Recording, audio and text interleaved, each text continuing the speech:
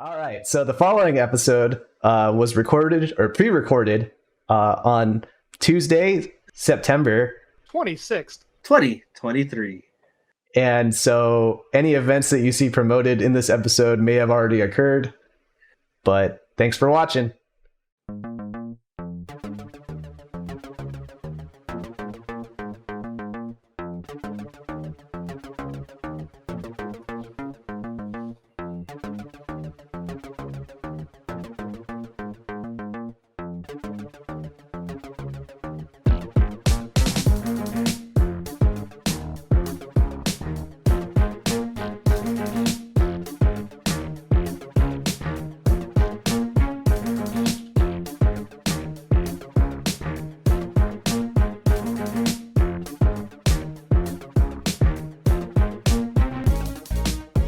Hello, and welcome to the Absolute Guard podcast.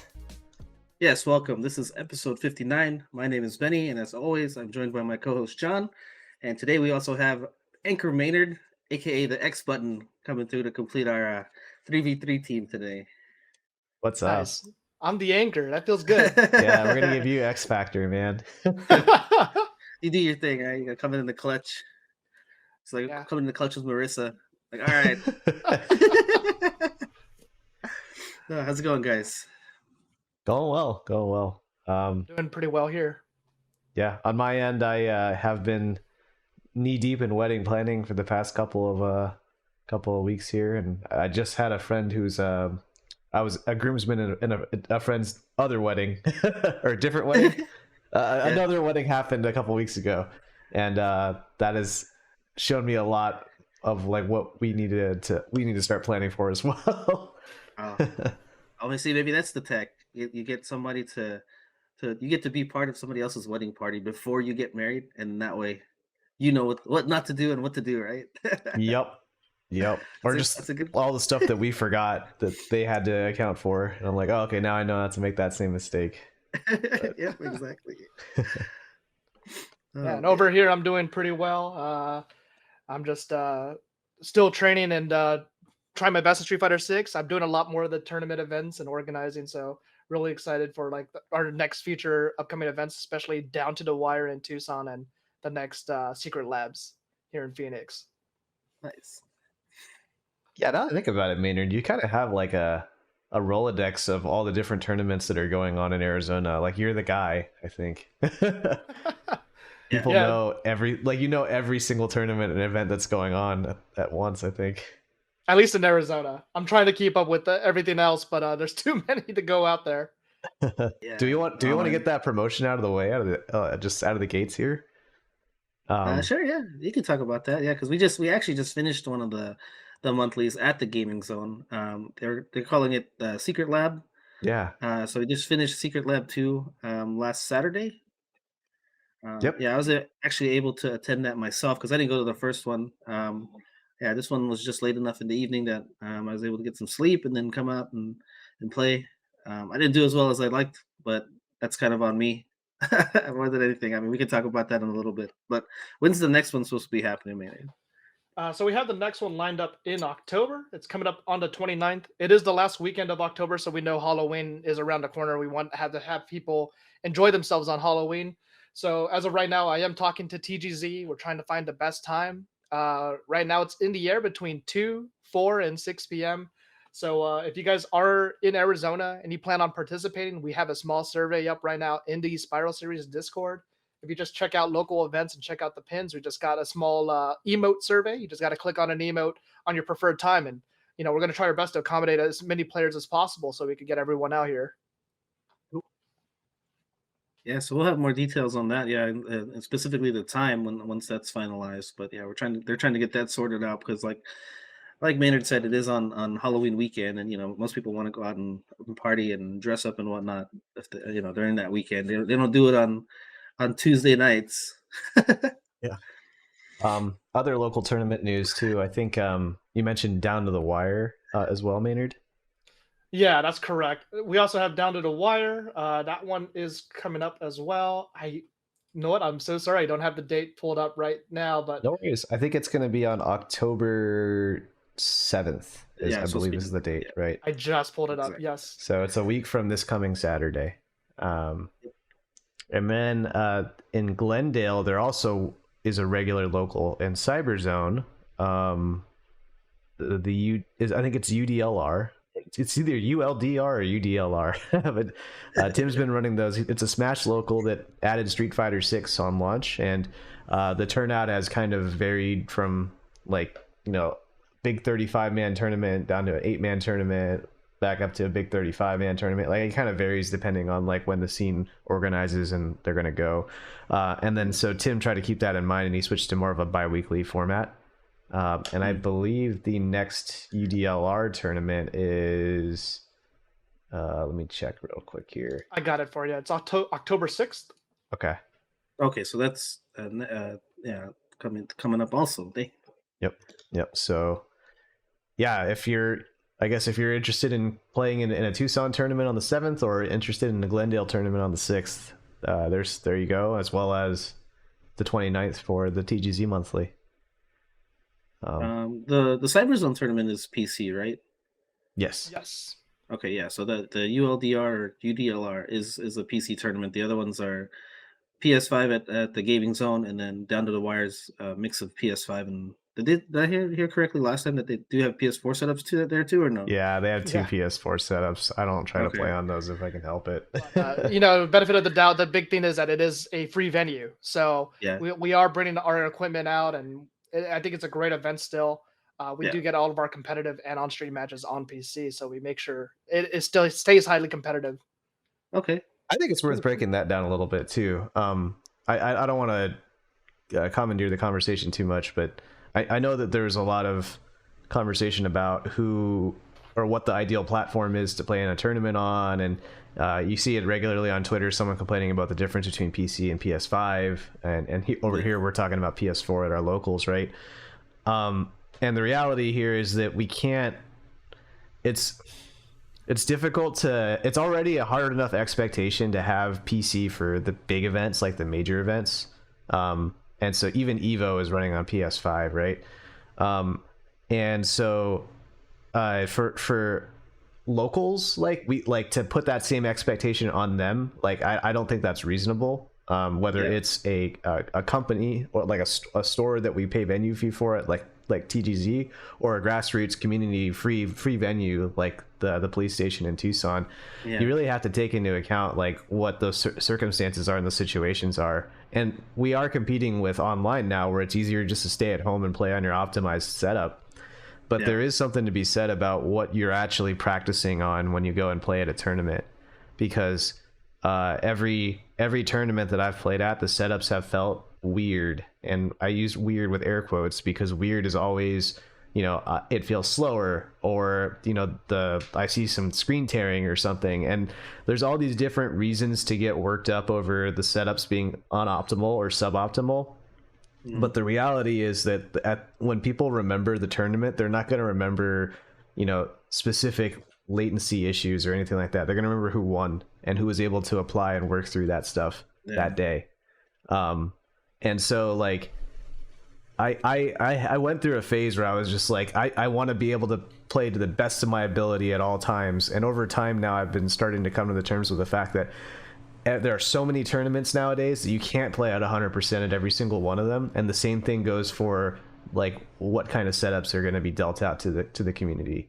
Like you kind of go with what you either have the event or you don't, so you can either go there or you don't. And so like, I think one of my buddies put it best, where you need to be able to practice when things aren't going completely your way, whether that's in game or out.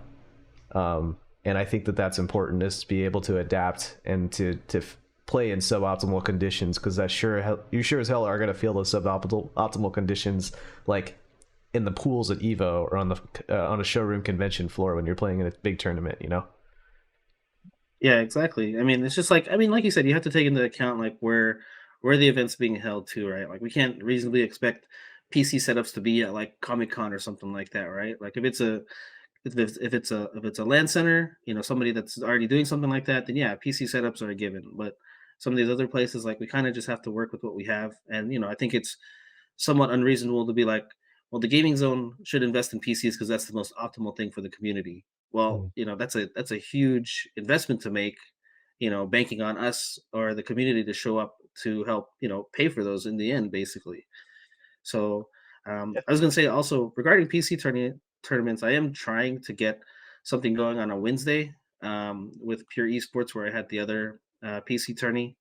I don't know if that's necessarily going to go down yet. I haven't got word yet, but the main hangup is just because they have a Smash tournament there at the same time, so might have to make some sacrifices in terms of like no stream or something like that. But like for me, it's more availability for what I can do because that's my day off, and if people can come out, cool. And I think in some ways it works better for the business too because that's a normal business day for them, and it's not trying to accommodate me on like an off day. So there's not necessarily pressure to bring in, 20 people to help cover the cost of us bringing an employee in for that day. Like they're already open that time.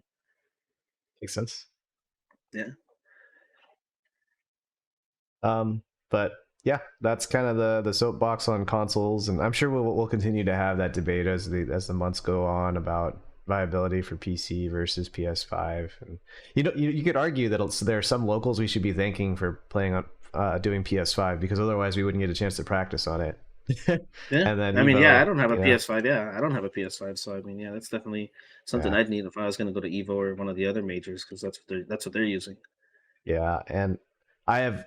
I wanted to say that I have now been paid out by Defend the North for my top 8 placing, um, and so I'm okay sharing this. The, uh, the DTM was run on all PCs, but there were a fair amount of people complaining about the PC setups there, Oh, them feeling laggy and not being so optimal and stuff like that. So I do think that there's a little bit of TO cynicism in the console debate or the platform debate on how to play this game because it's like people are going to find every possible reason to explain why they lost. yep. And so even if you give them PC, they're going to complain that the PC isn't tuned right. And I get it. Like as a competitive player, there is absolutely a difference. I'm not trying to gaslight anybody. Like that is very real. Like I felt it this past weekend at the TGZ tournament. Like it was the PS5 and PC difference is miles, but we got to be able to play on both. Just the Yeah. reality of it. We got to be able to play on both. If you want to call yourself a serious competitor, then you got to be able to play on both. Yeah. Yeah, for I sure. mean, you gotta adapt to the environment, Yep. right? Yeah, I was like, I didn't know if you guys wanted to discuss briefly, like, because we all three of us attended that monthly. I didn't know if you guys wanted to discuss, like, basically how you guys did or what Sure. uh, yeah. So if you wanted to go first, Maynard, and just give your brief. Oh, I actually kind of did terrible. Just putting it out there, I went 1-2. I lost my first match to another Chun Li player.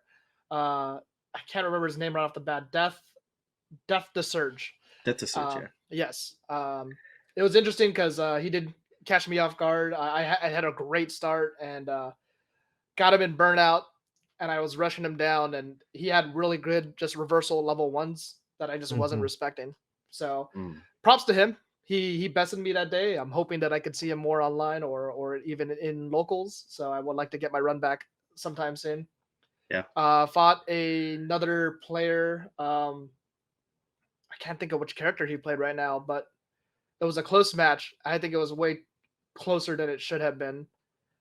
And then last but not least, oh my gosh, I'm so sorry. Players that I fought. The third match was just another. It was just a bad setup for me in terms of like me playing poorly. I got Mhm. some personal things on the side that I couldn't practice, so it's unfortunate. But that's not an excuse. That's something I need to own up to. I need to practice more. I need to make some better adaptations, and I also just think I need to get in more of the chaos of ranked. One Yeah. of the things mentally I was saying to myself was I lost to Death the Surge because he doesn't play Chun Li like John, Yeah. which John is arguably one of the best Chun Li's that I've seen. And honestly, like that's just a scrub mentality that I was having. That he doesn't play like John. I lost because I'm not used to that Yep. chaos that he brought, and that shouldn't be the excuse. I know Yeah. deep down that like at that time I was just looking for something. After I Yeah, took the time to breathe, it makes more sense. I can't make that the excuse. So I got to own up to it, and I got to figure out what I need to do better.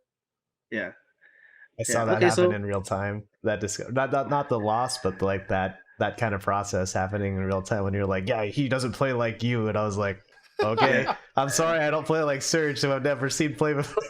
But Yeah. again, that's not just a Maynard thing. That's something that I've actually heard from many people. Like yeah, anytime you lose to a character that your training partner plays, it stings because you're like you feel like you got the rug swept up from underneath you because you're yeah, like I thought I knew this matchup, and then you're like, well, I exactly. should have known this matchup. How dare my friend not prepare me for this? And you have to like kind of work through that. I get it.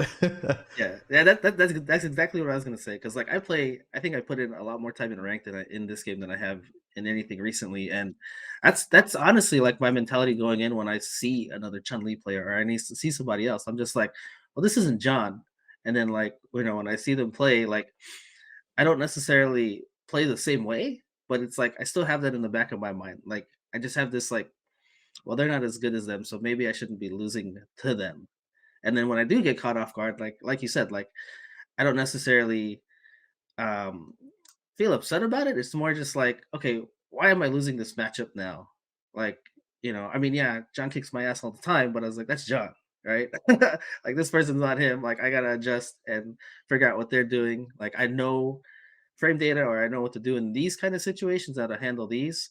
And a lot of times it's almost like a knowledge check for them against me because I'll do the same things that I do against John, and then I'll see, does this person know how to deal with this the same way that John blows up all this stuff that I do?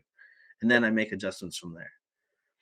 And there's Um, actually some like there's some ways that could actually count against you too, where it's like yeah, you play with a training partner so much that like you don't even try certain gimmicks anymore because you know your partner can deal with them. But then yep, that list of gimmicks gets lost to time because you're not used to flexing those muscles anymore because they don't work.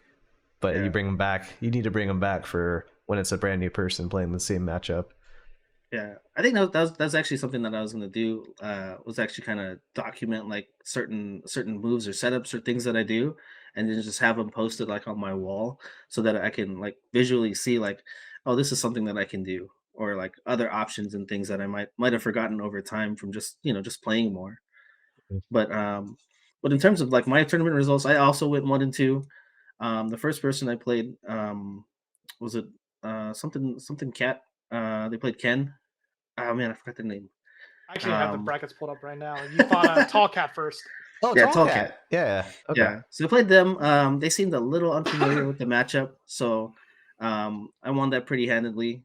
I think I even finished it with a perfect, and I actually felt good about that because like I got like a counter hit, anti air, and drive rush into a level one to finish things off. So that felt really good because I haven't done that in a match in a while. Like I kind of forget that I have that. Then my second match, I had to play Freezy, who plays Rashid and is one of the younger people in our scene, who's like almost a third of my age. And bas- basically, like, I'm pretty much free to them right now in terms of like that matchup. Like, I need to get some Rashid lab time in, so I didn't really have two really high expectations against that match, just because like it's been giving me a lot of problems, in particular them. So shout outs to them, and then my third match, I ended up playing Rangel, who plays Modern, Ah, and they the played great Modern. modern. Yeah, so John, before our match started, said something along the lines of like, "Oh, you better watch out! Don't whiff something, Benny." And then he said "modern," like I don't know the exact words of whatever you said. I said it And like then this. I said modern.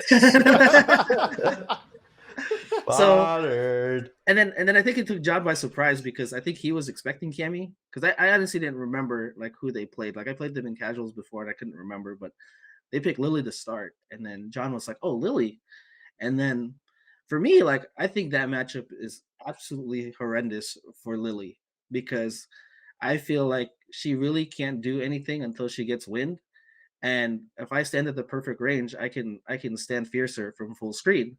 So that's exactly what I was doing, and I could even tell Rangel didn't even know what to do because he was like getting hit, and then about I think maybe the fifth time that it happened, he was like, "I can't even do this," and I'm just like, then he started to like try to manipulate his way in, and I'm just like, I was like, no, you don't have anything to get in now. So I was just like, so I won that easily, and then they went to character select real quick, went to Cammy, and our match was pretty close the second game, and I had the game winning combo basically done because my son was even watching. I had to check with him later, and like I had this game won, right? Like, and then I missed a super to finish it.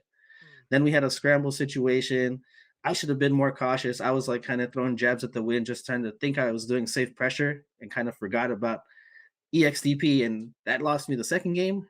And then the third game, like I was kind of doing my thing, and I completely forgot about them playing modern. Like honestly, I should have known because like the DP reactions were on point, and I was like getting hit all the time, and I was just like, man, this guy's like on point, like you know.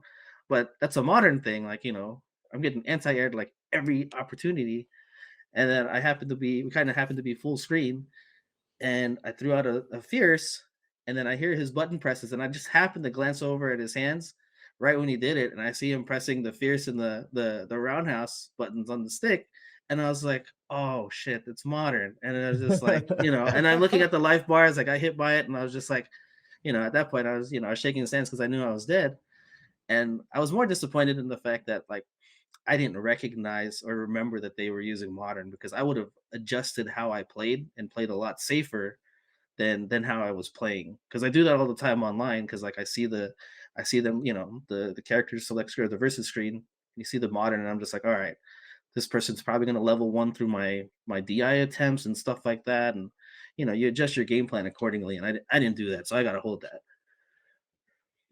Yeah, I mean, I it's almost like we've all had those losses before where it's like I wasn't watching your meter. That was the main reason, right? You're like, oh, I got hit Yeah, by this because I wasn't watching your meter. In a lot of ways, yeah, it's the same thing. It's a UI element, so on the screen, so it's presented to you, but you have to remember to like take note of that and watch for it. I yeah. forget all the time that I'm fighting modern players and I eat a super.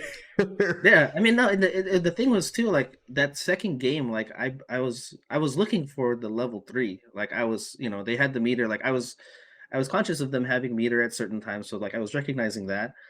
And in that second game, I did bait out a level 3, got the punish, and that's actually what have won me the game. So for me to not like recognize that again in the third game, or that the level 3 could come out instantly, like again, that's on me. So, they were the better player that day. I got to hold that and, just got to remember that for next time.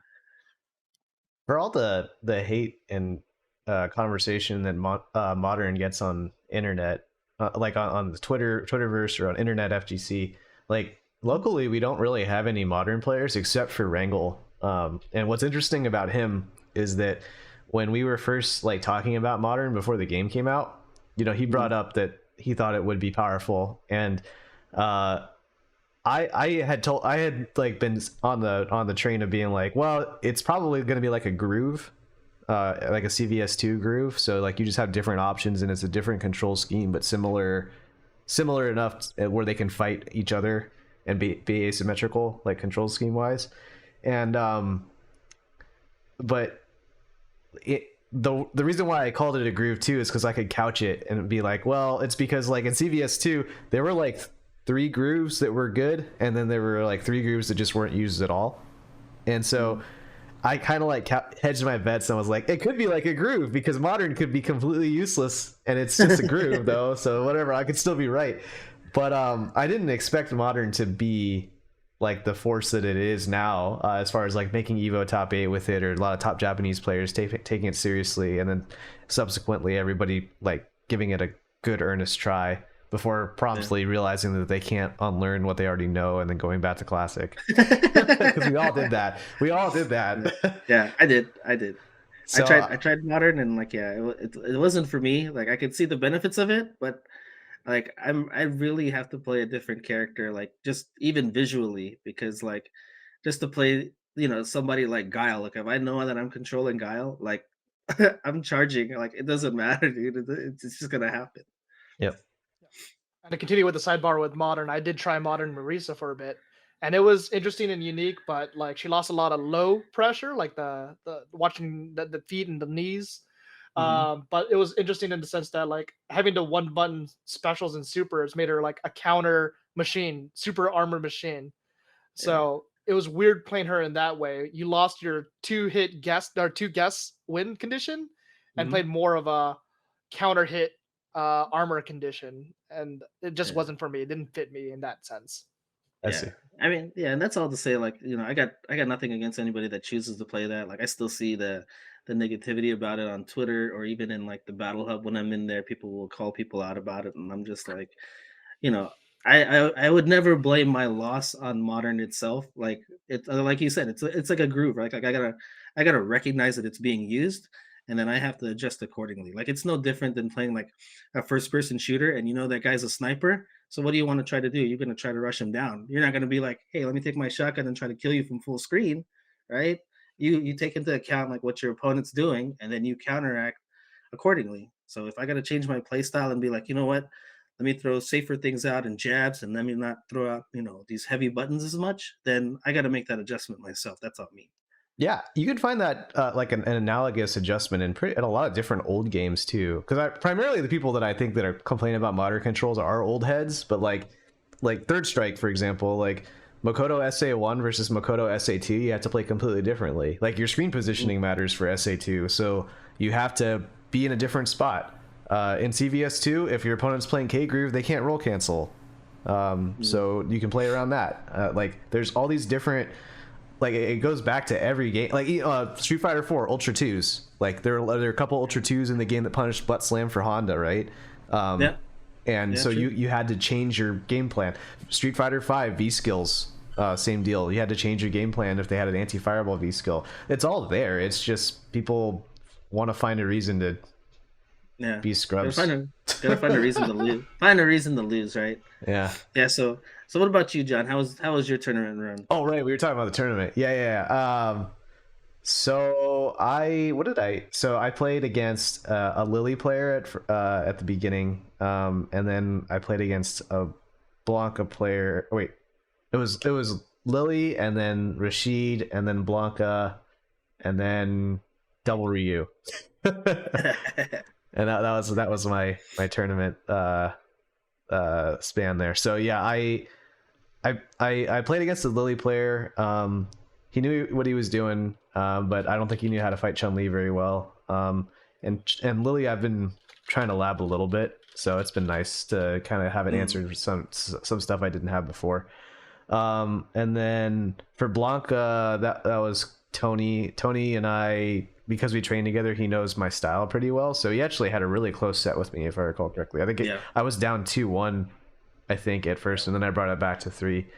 And that's usually because when I have a first to 3 available to me. Oh, sorry, I forgot to talk about Freezy. So Freezy was a 2 out of 3, and that one was actually probably the match I was the most nervous about that day, because he and I had played a lot the night before, and we played a first to 5, and I did pretty well. But then we played more sets afterwards, and I could see the kids slowly learning and processing, and I could see him grow up before my very eyes. And by the end of it, he did beat me in a 2 out of 3 after 3 or 4 hours of playing. We played a lot. So then fresh off that, the other side of this is that I forgot to mention this, is that I wasn't actually going to be at the tournament that day. The original plan was we had a plumbing emergency at our home, and so the plumber couldn't get there until the timing for the tournament. But luckily, our plumber's an awesome dude, and he came there a little earlier, and I was able to make it. But I didn't know until the last minute. Maynard, thanks for covering for me, by the way.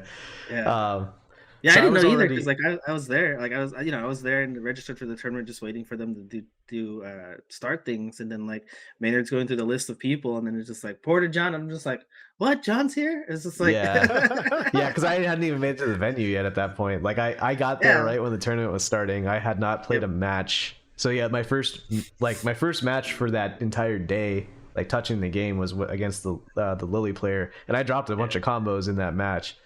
PS5.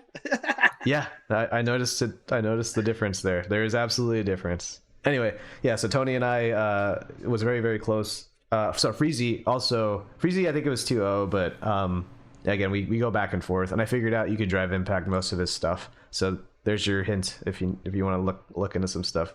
Learn how to deal with that target combo that he goes into all the time. That was on stream too, wasn't it? Yes. Actually, speaking of, I just noticed that on our video feed here, it's still stuck at a Bluetooth accessories menu. I've updated. Oh no. Oh yeah, yeah. Like, sorry for our podcast, Spotify listeners, we've got some live feed of the tournament that we're talking about, and literally the match I'm talking about is on the stream right now. But yeah, you figure out how to deal with the target combo. Like, he has to adapt and change around that, but in a 2 out of 3, it's very difficult to do that in a quick and effective time frame. So then, after that, Tony it gets to 3 out of 5 in top 8. Tony plays great. I kind of pulled back at the very last minute. And then I fought Christian, and that's where, like, I went in with a game plan, because the previous tournament I had beaten him, but then the tournament before that he had beaten me. So he kind of knows how I play and knows, like, when to jump and knows when to interrupt my offense. So I knew that I needed to outlame Christian, which is not a strategy that a lot of people start with, I think, or they don't have the luxury of doing so due to the character matchup a lot of times too. And it worked, but I don't think I executed it as well as I could have. Like, I ate like 3 different jump-ins throughout the set, and that ultimately added up to a loss. I also dropped a couple of combos that would have closed out the set too. So at the end of the day, I chalked that up as my game plan seemed sound. I just wasn't able to execute it as well as Christian was able to execute his game plan. And he played stellar, for the record. I thought he played very, very well. There were times when, like, I was trying to bait something out of him mentally. But I could tell that he knew that I was doing that, and he had come up with a counter answer like 2 steps in advance. That's something I find really interesting about playing against Sia in particular, is that you can usually group players based on whether or not they're heart or mind. I guess you can think of it that way. And like, I for Christian, I think that there are many times when I'm just like, I can outsmart him, not outsmart him, I can out tech him, and I can know a bunch of stuff that he doesn't know. But when he distills it down to the game that he wants to play, and he turns it into rock paper scissors, his fundamental, like, his ability to read people is like off the charts, through the roof. And I think that comes with a level of patience that I don't see really very commonly in our scene. So him in particular, I think he's very strong at playing the cerebral matchup, but not necessarily playing the tech side of the matchup. Okay. So I think he'd be a great grappler player, for the record. But I don't know if that's ever going to be something he tries.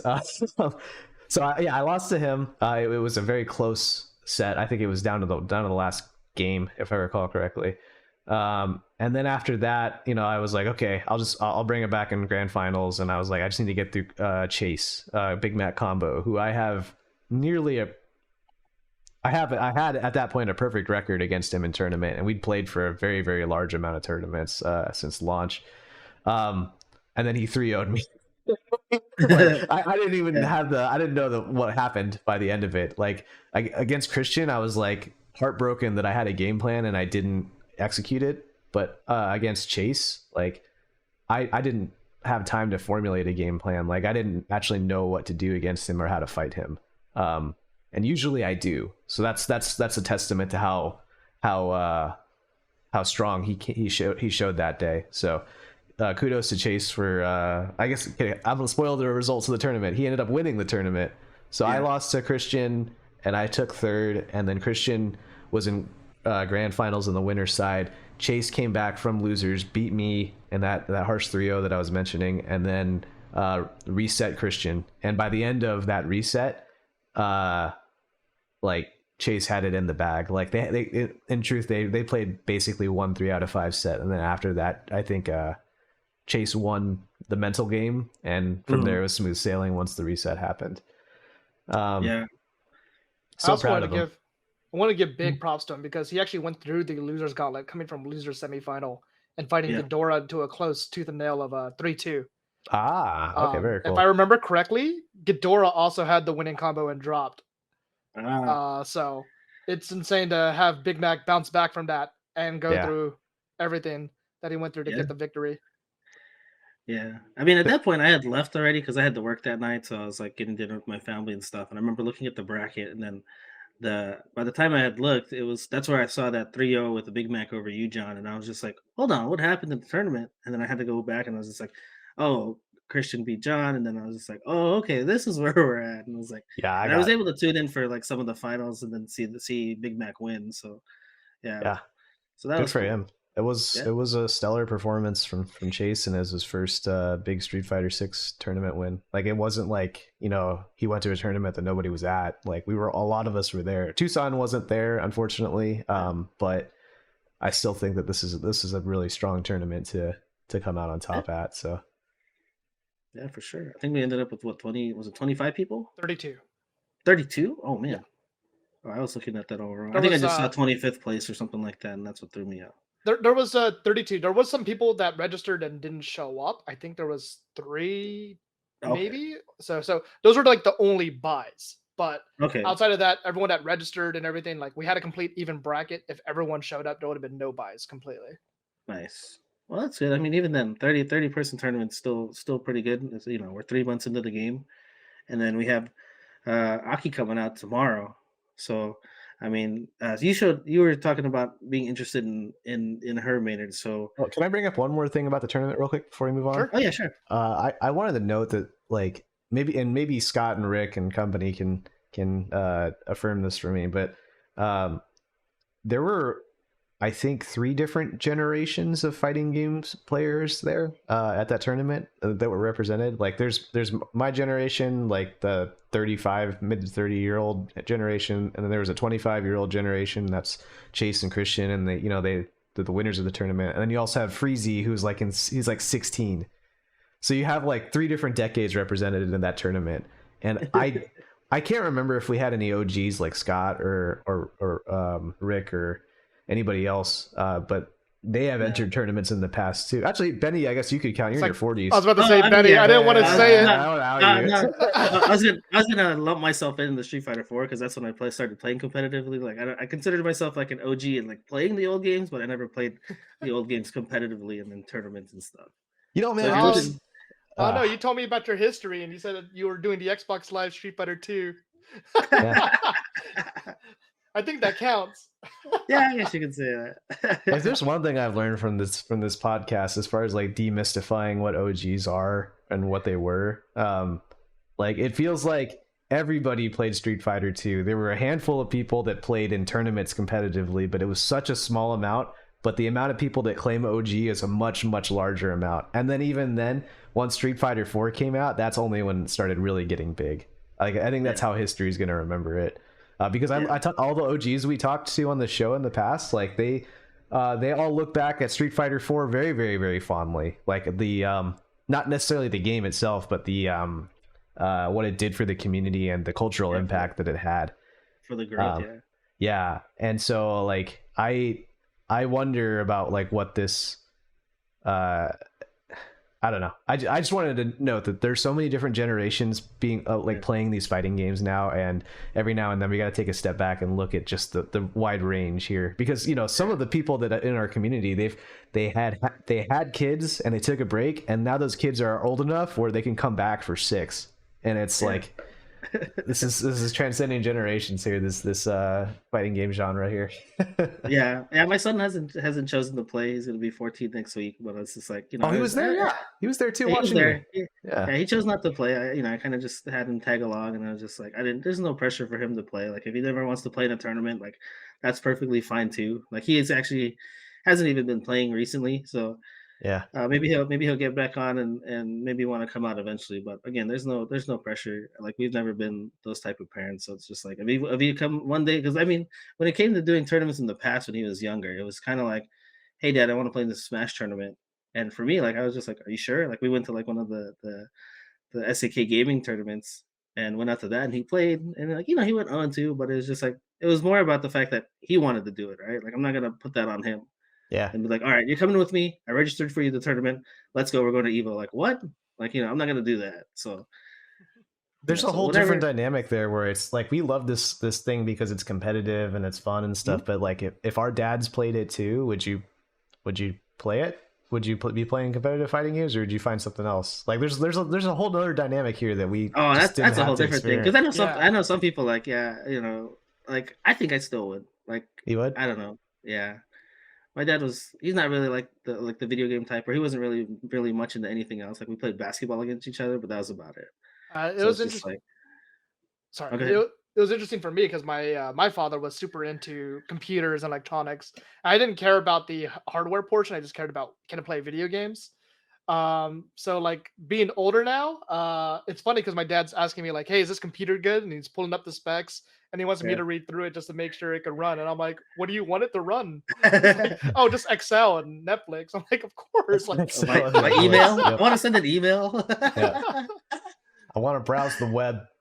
yeah. And back in the day, he was like all into the video editing, so it's kind of funny to see us kind of swap roles Yeah. uh from father to son. So Yeah. Well, I We don't got a know about you similar. guys, but I've always been like tech support for my family for anything, and it drives me nuts because my dad used to call me when he'd like change the input on the TV, and he'd be like, "I can't watch TV," and I'm like, "What? What's wrong?" And he's just like, "There's nothing on the screen," and I'm just like, I'm like trying to talk him through like what it is, and I was just like, "Press input." And he goes, "Where's that?" I was like, "Look on the remote or look on the TV." And like he presses it. Oh, there it is. That's all I did, and I was just like, "Yeah," and I'm just like, so I get calls in the middle of the night, like 11 at night or something, like, because he can't watch his news or something like that. And I'm like, Dad, what are you doing? I just Oh, man. the kinds of things that we have to worry about now as far as like knowing what a file is or what a window is. Like they never Yeah. had to worry about anything like that. Or these like they can't touch like a lot of computer concepts. You can't physically see them. You just have to like imagine what they might be. Yeah. Like Oh, man. uh like can you explain what a driver is to somebody? Like we know what uh, a driver is, but yeah. like if somebody doesn't know, like they're gonna say, what does a driver look like? Yeah. I Where don't did I get know. that? I Yeah. had someone ask me to break it down for them just like last month. I was like, I Oh, can't like break it down. Yeah. oh, man. So I I, never I even try to thought cut about them some slack because I'm just like they were it. more probably worried about the amount of steel that they had to make during World War II or something, versus like what does my file structure look like for my Excel documents? Yeah. Oh, man. I mean, that's just the generational gap. And like, I don't know, like whenever I think about like when I grew up, like it's always crazy, like the just how much has changed in my lifetime. And from when I was a kid. And it's just like, yeah, the internet and everything else and video games and yeah, it's just mind blowing to me. So who Yep. knows where we're gonna be in 20 years, and I'm gonna be that same guy. I'll be like, what is this? Maybe you will have a protege that you taught all your tricks on how to brew poison to, and I don't know. I'm bringing it back to generations and bringing it back to Aki because I took us on that wild segue. So apologies. It's fine. So Yeah, Aki, so Okay, she's coming out either tonight or tomorrow. I don't know how they want to consider it just because of right now I believe it's the maintenance or starting the maintenance is about to start. So we are getting the patch for her. yeah. Um but I am excited. Granted, I didn't play 5 and I thought Fane looked really weird. So Yeah. I am kind of the weird people that was like, "Hey, waifu, let's try it out. Yeah. Let's play around with it." I do like the idea of her because I come from like an RPG background, if you could say that, just because of MOBAs. I guess I want Mhm. to just compare that. The idea of a poison seems cool and it seems interesting to put and implement it into a fighting game. I We had a character guide from Capcom on September 18th, Yeah. and I wrote like a small book about it and put it on the Discord. oh wow, okay. I Oh, don't know okay. if you saw that, but just writing Yeah, no. down things that I've noticed, things that I saw right off the bat. I noticed that she wasn't charging in the character video. I'm like, is this a trick that Capcom's doing? Like, are they just pushing a trigger to do the move, or are they actually doing quarter circle forward or some sort of input? So it's like Mhm. helping with the speculation mixed in with what I'm noticing that they're doing in these videos. Who knows if it'll stay the same, but at least it gives me a starting point. And even just like a few days later, they tweeted out, "Hey, here's the move list," and it was super exciting to see. Yeah, it's not a charge character, which is very different from Thane. Yeah. Yeah. So yeah, and like Fang was a very he's a unique character in terms of his look too, and I think for some people, like I think that maybe some people gravitated to him because of that, and then for some people, like I don't know, maybe he was just too weird because he had that whole kind of like bird thing going on too. So it's like, and I don't know if you guys Yeah. noticed actually with Aki, like during one of her supers, she actually like flaps her arms as she kind of comes down. So I think they were paying homage to that to Fang, Oh, which okay. I thought was pretty cool. Like I didn't notice that until somebody mentioned it on Twitter, and then I was like, I saw like the end animation of the super, and like you see her just kind of like flapping her arms as she like comes down. I'm just like, oh, that's cool. I I have this theory that everybody really likes the master and student dynamic as far as the storyline goes, but nobody ever Mhm. likes the succession storyline. Nobody ever actually likes the torch being passed because they don't want to let go of their favorite character. I think Oh, about that with Star that's Wars. I think about that yeah, for Street Fighter with Third Strike, right? Um, yeah, and so like for as a Chun Li player, I heard that constantly. I'm like, when are we gonna hear about Li Fen? When is Li Fen gonna be in the game? And then now she's in it yeah, in 6, and she's a main character in the World Tour mode, but ultimately she's kind of a blank slate of a character. Um, yeah, and you know, nobody wants her to replace Chun Li. Like yeah, if Chun Li wasn't in the next game, but Li Fen was, everyone would be like, "What the hell?" yeah, Um, yeah, but what you do is you do that for an unpopular character like Fang. And you yeah. say, well, maybe the succession story will work if nobody liked them in the first place. Like maybe they shouldn't have made the new Star Wars trilogy about these next characters. They should have made it about like Chewbacca's successor or something, Yeah, yeah. which is kind I of like never a thought about serious it. take. Like maybe Yeah, she should have made it about side stories and side story characters instead of actual main characters. yeah. No, that's a good point that let you bring up though, because it's like, yeah, people grow attached to these characters, and it's just like there's people that won't even like touch Street Fighter 6 because a certain character is not in, and like I get that sentiment too. Like I'm not of that. Like I have I mean I've said it plenty of times when it came to Street Fighter 5. Everybody's like, well, who are you gonna play if Honda's not in? And I was like, well, I'm gonna find somebody. I was like, I want to play the game, so I'll figure something out, and I did. And it's just like I'm not that attached to the character where I'm just gonna like not give the game a chance and not play it. Like if I find the game fun and my friends are playing it, then there's a strong chance that I'm gonna play it and I'll figure out a character on the way. So yeah, There's a that's lot a of huge point. dictator and claw fans that are kind of out in the cold right now because Yep, yeah, they've always had those guys around to yeah, play, and they could define their entire gameplay styles around that. yeah, Dictator's got DJ. yeah. I saw those comparison I guess screenshots like so, the yeah. knee. It's a little silly, but I thought it Yeah, was yeah. funny. There was one comment where it's like, "Dictator teleport movement, DJ teleport like movements." Drive rush. Yeah, Yeah, that's funny. yeah. Get I would have DJ. recommended Honda to anybody that wanted to play like Boxer or Yeah. Bison or Dictator rather, but I Yeah, don't even actually, know who to recommend for claw players. that's a good comparison in terms of Boxer and Dictator because like that's a lot of their stuff in the old games, right? It was like the dash straights and then the scissor kicks and stuff, pressure, and Yeah, like Honda's that's pretty much just headbutt, right? Like that's him psycho crushing across the screen, like yeah. I mean, you can make a trying case to for catch them. Blanca too. Blanca could be Yeah, another a good substitute if you want to like horizontal pressure. yeah. Um, but anyway, we were talking about Aki. Sorry. So Aki comes out. I actually I think it might actually be in like 7 hours, man. Like we Yeah, might be able to play her tonight, right? it could. Yeah, I mean, even with Rashid, people were playing Rashid at 10 p.m. our time. yeah, Oh, and the maintenance started actually because we had to download the package anyway yeah, before they opened the servers up. Okay. So there might be a chance that we could play her before midnight just because of how Okay. yeah. they release stuff. I don't want to put anything on the table and get someone disappointed at Yeah. 10 p.m. tonight, but Well, trying to so recall how Rashid worked. let's say the stars align tonight, and we get to play Aki tonight. Maynard, what would be your first what would be the first way you're gonna interact with her? First thing I got to do, I got to jump in and I got to look at all the colors. No, I'm just Yeah. messing. I do got to Hey, hop right into training mode right off the bat. Training mode first. Okay.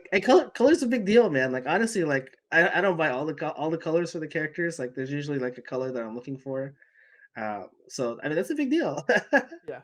But I think the first thing I'm going to do is actually just look for what moves and buttons are plus. I think that should be one of the first things to try to build a game plan around. And Mm, being that this is my first time jumping head into a new character, I think I might look for that and try to form game plans and normals around her. One of the reasons that I wanted to play Aki was that I wanted to step away from Marissa learning footsies and learning shimmies and fundamentals in that way. I don't think mm, Marissa builds that foundation. Marissa builds a guessing game of, you know, 2 to 3 rock paper scissors for the win. It mm. might be. I mean, sorry, like my Yeah, facial expression on the video, I'm like, yeah. you really think Aki's gonna teach you fundamentals though? Like whip punishing and footsies? I'm hoping her walk speed's a little bit better. I did try playing jury a little bit more, Yeah, and I think it's funny. I played jury for a week, maybe a week and a half, Yeah. yeah, and I think that kind of pushed my plateau a little bit because that's when I started beating Ghidorah, my training partner Tony, more mm, frequently. And Tony's like, "What are you doing different?" And honestly, like while I couldn't put it on paper, I couldn't really decipher what fully changed. I think that time and break from Marissa to yeah, from jury to Marissa helped me understand like the footsies a little bit better. yeah, Um, who knows if Aki is going to be the good successful answer, but I yeah. think it is steps towards that.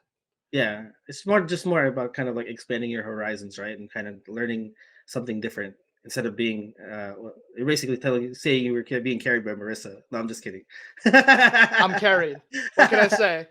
No, But like I understand where you're coming from though, because like I said with the Honda to the Sim transition, right? Like playing the Sim opened my eyes up to like a whole nother part of the game that I hadn't really messed with. Like, you know, Sim was been in Street Fighter 2, Street Fighter 4, and like all these other games, right? Like there was uh characters like him, like Necro in terms of like the limbs and stuff. But like I never played those characters. And then when I played five and I like all of a sudden I had access to a fireball and I have like these full screen normals, like I kind of got spoiled. So like when Honda was released in five, I was like, this sucks. I was like, I can't kick people from the full screen anymore, right? Like, you know, I kind of got spoiled from playing him. But again, it also opened my eyes to like a different way to play the game and to kind of approach. And I think it helped me in terms of growth as a player. So I can definitely understand like where you're coming from with that. Yeah, for the record, that facial expression that I have, I'm like, really? I had that same expression when Benny told me he was going to play Dawson. I was like, you're a Honda player, right? But no, like I was proven wrong there. So maybe yeah, I think that Aki's going to teach a lot about zoning, which Mm, you may or may not have a good handle on. I think that learning how to play with limited mobility options or mobility options that are rigid and action based, kind of like DJ. But it like when you're doing it like with crouching with the coward crouch or that slither thing or the I don't know if she has the Flappy Bird thing, but like all her different like she has a command dash too, like moving via that as opposed to like vanilla walk speed. yeah. Like you do learn to play a different game. You learn more about space traps, I think, Mm, or using your normals as movement, which is really common in a lot of anime games, I think. yeah. Okay, so you mentioned going into training mode, checking out the like the plus frames and stuff like that. What else were you kind of looking into? I think after I find which ones are plus, I want to learn what options I could go into. Coming from Marissa, once again, I had gotten so used to having the hit confirms and going straight into like big damage. I know we have a lot of differences in Street Fighter 6 being that there's not really an optimal put in air quotes an Yeah, optimal setup because how much meter do you have? How much SA do you have? So I do want to yeah. like look at the damage values and look at what's my meterless option and maybe what's my first drive rush option.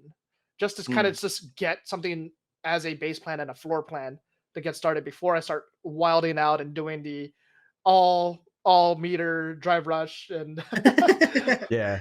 full level 3. what I've noticed, and I've kind of alluded to it a couple times on this show, but every character has a party starter special move. Like usually it's a move that ground like wall bounces or something. Like Luke's flash knuckle, or Ryu's Jodan kick, or JP's spin away move, or Dalsim's crouch fierce into yoga flame. Like there's a lot of party starter moves that like the really heavy versions of that move can only be comboed into from a fierce, and then the game plan becomes how do you land that fierce. So you can use drive rush, you can use all these other things. So I would start there, as I would say, what is the special move that leads me to a launching attack that gives me a juggle combo into Oki? And every character has something like that. And then from there, you're like, okay, now that I know what the special move is, how do I combo into it? And then you kind of build backwards from there. Every time I've learned a new character, I've started that way. And I play all the characters pretty similarly. But like Ken's got that, Chun's got that, Kami's got that, Honda even has that. Where he's got the sumo walk launcher thing, and the only way you get that is off of a stand roundhouse. So then the puzzle becomes, well, how do I combo into roundhouse? So you can kind of use that breadcrumb trail to find characters combo routes that way, or at least simple ones before the internet goes and optimizes the shit out of them, and you have like micro walk combos building double DRCs, triple DRC combos. And one exciting thing coming to Aki is that I finally may have there's a chance that I would have a jab drive rush cancel. That's something Marissa does not have at all. Okay. Wow. And that's a common utility across a lot of characters, not all of them, but a lot of them, because then you go jab, DRC, jab, and then that usually gives you enough frame advantage to link that fierce into the big party starter that I was mentioning. Like I think Blanca has that, Luke has that, Ryu has that, Jury. I'm gonna name a cast. Sim has that too, yeah. I remember we spent like close to half an hour trying to get jab to work with Marissa, and we couldn't find an option. Yeah, Marissa's the only one that I know of that doesn't have that. So, but she can also two touch kill you. So, hey, that's a trade off. Yeah. So do you ever jump into like, because to me, like I usually jump in like just the trials, because like one, I kind of just want to see like what the developers are looking at, or just kind of like the basic stuff, like what special cancelable, that kind of thing. Like, do you ever jump into the trials, or is it pretty much just training mode for you? So when I did start with Marissa, coming back to Marissa, I actually checked out the character guides that the game offers. Oh, and it actually did really well. There was a great success with me getting started with that. I think it sped up my success because I did go trials into character guides, and then the character guides kind of explained a lot of things for me. And that helped out a lot. And I'm surprised that they actually did a great job with writing stuff out and explaining and breaking things down. With my experience now, I do want to try going straight into training first. Yeah. Just to give my creativity and flow to see what I could do before I jump into trials. And then, so I think I might training, trials, and then check out character guide, because I do want to see first. It's a little bit more of a fun thing for myself, but also, hey, do I recognize things for a new character? Because maybe this could help me with my building blocks for the next new character, either if I play them or if I just want to study and see them. And I think that would be something that would be interesting for me, just coming into a competitive fighting game now that I'm actually able to compete pretty well comparably from Street Fighter 4. Okay, no, that's fair. Like I can definitely see that. I honestly haven't even looked at the character guides. Like I had my kids do that for like a couple characters just to kind of mess around. Like I think well, they wanted to like give me those achievements. That was around the launch time, so they were just like, well, did you want to try this game out? We'll go check this out. It'll give you a rundown. And like there, a couple of them were doing that. I've only done it recently just to get drive tickets, because like I'll go in the hub and it's just like load up a character guide for 500 drive tickets, and I was like, okay, hold on, I'll be right back. Let me exit out real quick. Yep, I do that too. That's pretty much the extent of me looking at the character guide. Like I didn't even bother. So that's interesting that you use that, and like because that's something that I wanted to inquire about too. Is like, because like you said, like you've had considerably more success playing this game with Marissa, and then like to hear that you wanted to play Aki, when I think Marissa's a really good character in this game. It's really kind of interesting to me. But I mean, like you said, like she's a new character. She's waifu, and why not give her a shot, right? Yeah. Yeah, and I can't think where I was going with that, but I mean, yeah, it's just something that is interesting. And I'm looking forward to her. I'm definitely counting down the hours and keeping a look at the time.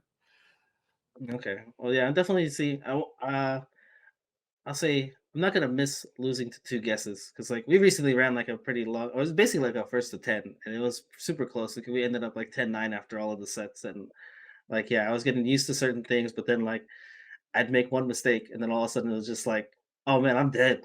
Like I'm dead. Yeah, it was actually funny because we started as a first to five. I took it 5-2, Yeah, and then we did another first to five, and you took it 5-2. And it's like, yeah, okay, we're 7-7. We might as well do a first to three. yeah. I didn't even notice. I didn't even notice the numbers. I just knew that second set like you won the first two, and I was just like, man, I think he's figured me out. And then I won five in a row, and I was just like, okay, I just won that set. I was like, okay. So yeah, that was a good time. So like I think that bodes well for both of us though, because like I feel like I've improved a lot in the last month, and then you've continued to play well, which I think is really good to see. Thank you. I Agreed. will disclaimer that I'm not fully dropping Marissa. I do want to Yeah, yeah, give Aki a great try and see what fits. There might be a chance that Aki just doesn't fit, and I've yeah, kind yeah, of I'm not gonna waste my time if I just like I don't like it after a week. I'm gonna give yeah. her a full week and see how yeah. she plays and Eh, works out. If it's something so that I do enjoy, I might stick with it. she might just be too complicated too. Like you never know. Like I like Street Fighter Five. Like I saw the Maynard trailer and I was just like, oh, she's cool. Like I'm gonna play her. I gave her 2 days and I was just like, this shit is not for me. And I was just like, nah, I'm going back to Did you? Sim. Me too. Me too, man. I was like, I don't. I pride myself on my ability to execute. But like, there's some Yeah, characters I just can't touch them. And it just they're too weird. Marissa is one of yeah, them where I'm just like, yeah. I don't like the way this character feels, and I therefore I Manat can't was play tough them. though. Manat had like you Oh had no, the yeah, like when you with the orb no, no, combos, it was like hold all the buttons and then let go at this, and I was just like, what am I doing? And like I would just like yeah. let them all go, and I'm just like, well, that doesn't work. I And remember like taking Minot online and just getting rolled by Abigail's constantly, and I'm just like, "What? She's supposed to win this matchup, right?" And I'm like, I don't know. I don't like. She couldn't do a bread and butter combo. Like she didn't have a medium combo like everybody else did.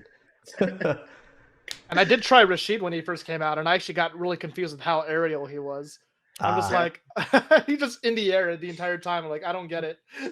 that double jump, man, like that thing kills me when people do it because like I mistime my anti-air all the time, but like occasionally like I'll just wait and I'll hit it because like Sim has the back fierce, which is almost like perfect timing for it to hit. It's just I gotta remember to delay, otherwise like I'm just eating that double jump combo, and I hate it because like yeah, you just see him jump and you're just like wait, he's going again and he's off the screen, and I'm just like okay, when's he coming down? Oh man.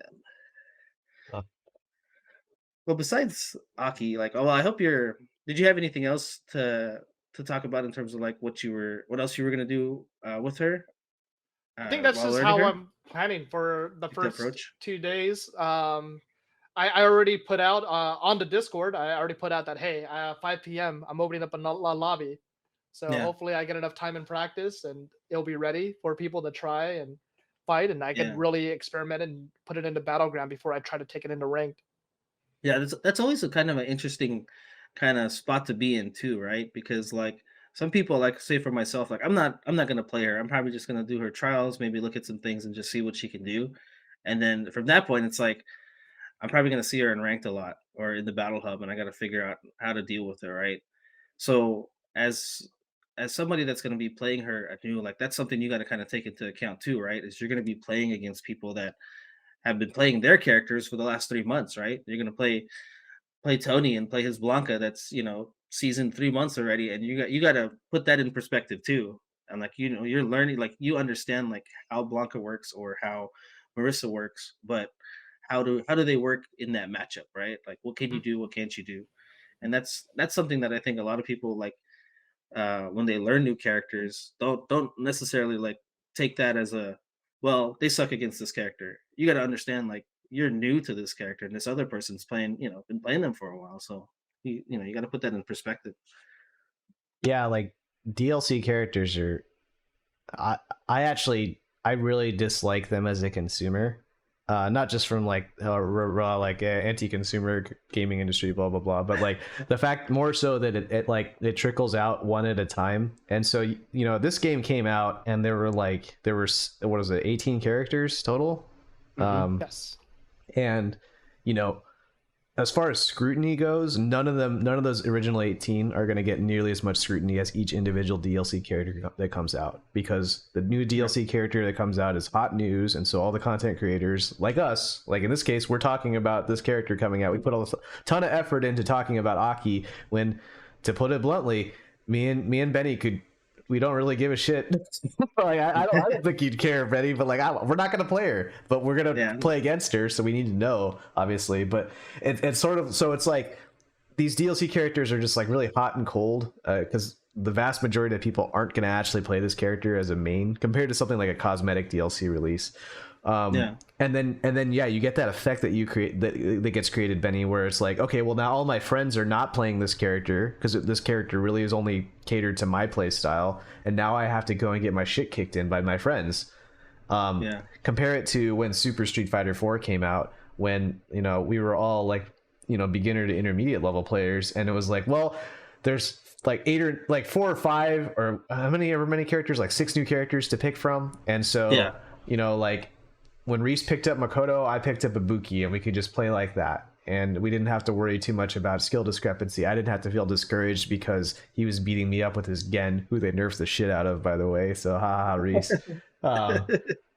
So it's kind of like, but the DLC slow trickle out thing creates that problem where you can't really have, like, I like it better when they bundle DLC characters together, which is not good sales wise or development timeline wise, but from a consumer standpoint, like it's gonna be, it's difficult to get excited because everyone's just gonna be playing, like, that's the other thing, is everyone tries the character out even though they know they don't really care for them, and then you have to play only the mirror in ranked. Like it's anything like Street Fighter 5, whenever a new character came out, it was only the mirror or like a weird bad matchup that sucks. And then you just have to deal with that. And that was my experience playing Manat, my experience playing G, like all the complicated characters, and it's just so easy to get discouraged. So I hope that the experience is better this time around.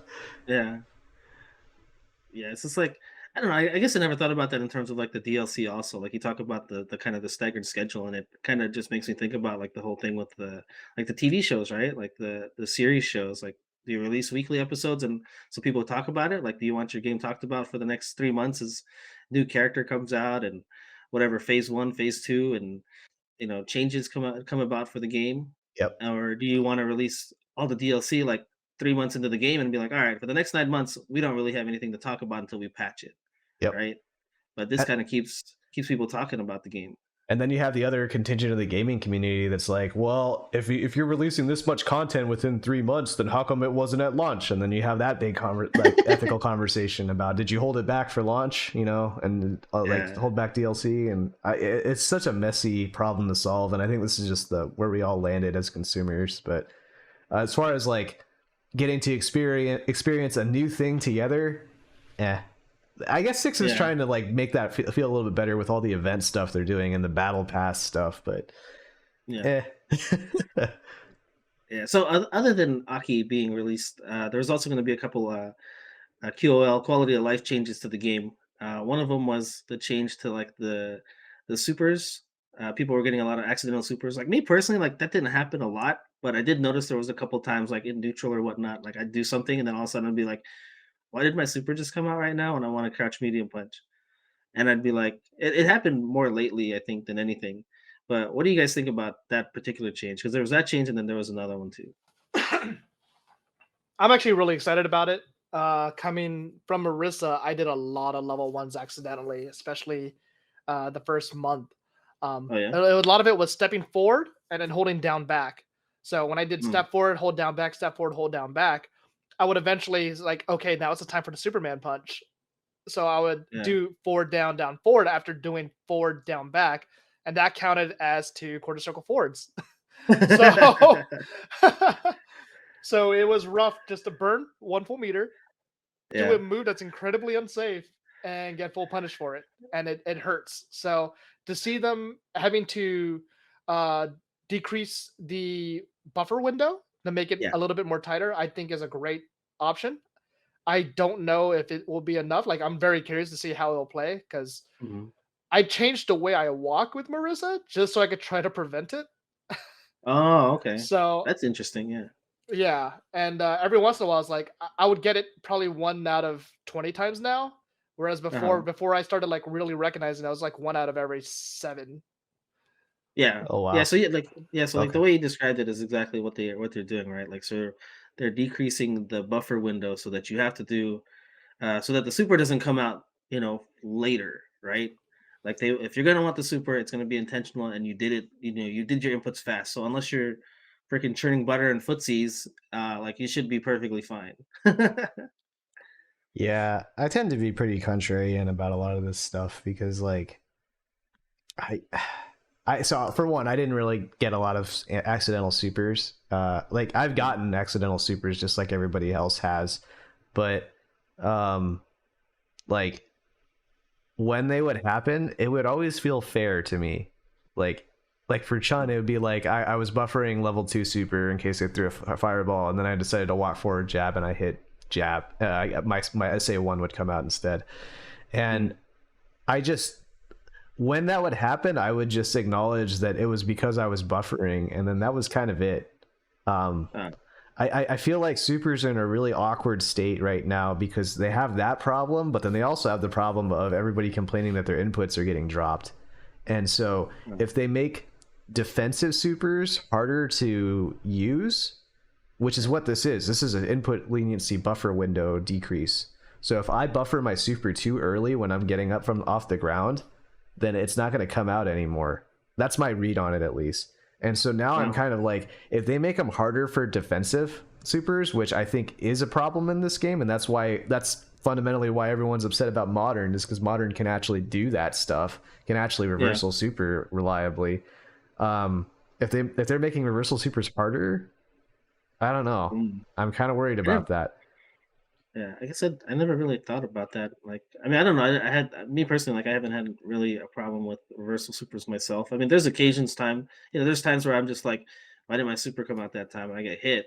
But, Yeah. usually, like, it's kind of like you said, like, at that point, I was just like, I think that was on me. Like, I don't think that was necessarily like the game eating my Yeah. inputs. Like, I just felt like maybe I didn't do it correctly, or maybe I didn't have the right timing.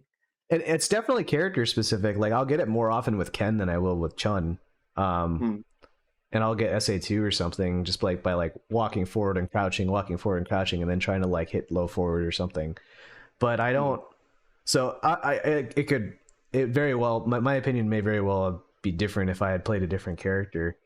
But I'm more worried that they're going to break something trying to Uh, fix this, which is something that I think they do pretty regularly with when taking community feedback into account. yeah.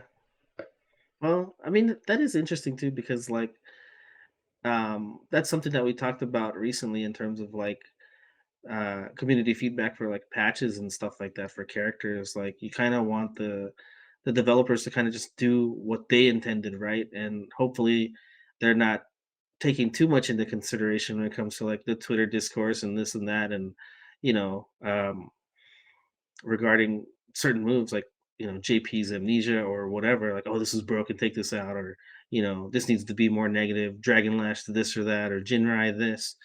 And like you would hope that they would, have intentions for what they think needs to be changed and then just kind of ride with that and see Yeah, how it goes. like everybody complaining about drive reversal and saying that they need to buff it and make it only cost only 1 bar, right? Mhm. And like that's an example of somebody like of them giving suggestions, but like that breaks so many things if you do that. Like Lily the character is dead at that point because Yeah. every drive Yeah. reversal costs 1 bar, so it costs her Yeah. 2 to get in for the EX one. Yeah. Yeah. And I get 7 times, so they'll be like, here, go back over there. Yeah, she's dead at that point. She's not a character anymore. So it's stuff like that where you're like, I get that there's a problem here, and I acknowledge that like accidental supers do come out, and it happens at the worst times, and you lose so much, you get punished, you lose bar for the future, so you're a huge deficit. but I feel like it could be played around. I don't know. I don't know. It's character specific too though, so who knows? I don't know. Coming from like Marissa, I do feel kind of justified because like even Brian F and Big Bird have accidental level 1s from the same situation. So I do feel like, at least for Marissa's case, character specific again, it is kind of a need or a justified situation. Because like Chun-Li doesn't really have anything quarter circle wise that needs to open or start, right? Like No, a lot of her stuff is from a normal.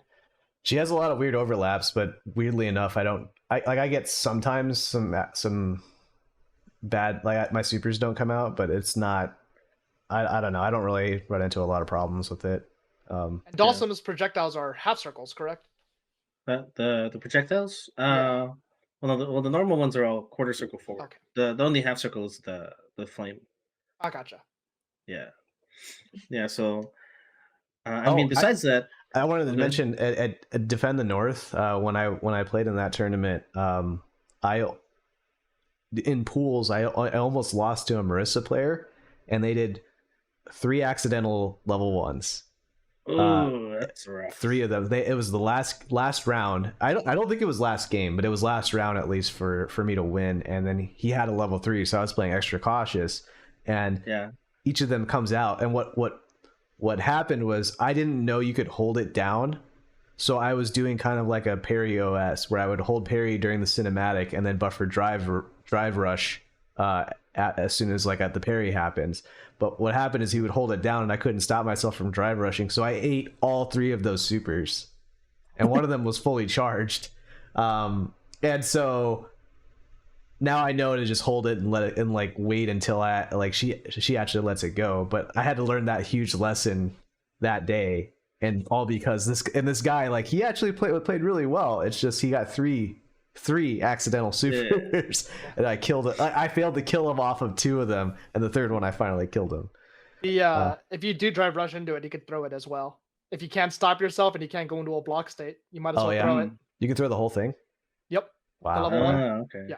Okay. Yeah. So speaking of holding it down, like the other change that's being done is regarding negative edge, which for those that don't know, basically, like if you hold down, if you hold down like your attack button and you do the motion, then you let go, like your special move will still come out in that way, and that's something from the older games, and that's being added into the character select screen, if I remember correctly, right?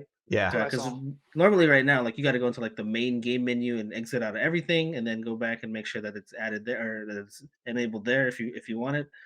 And now it's going to be on the versus screen, basically, when you're selecting your characters, that you can put that in.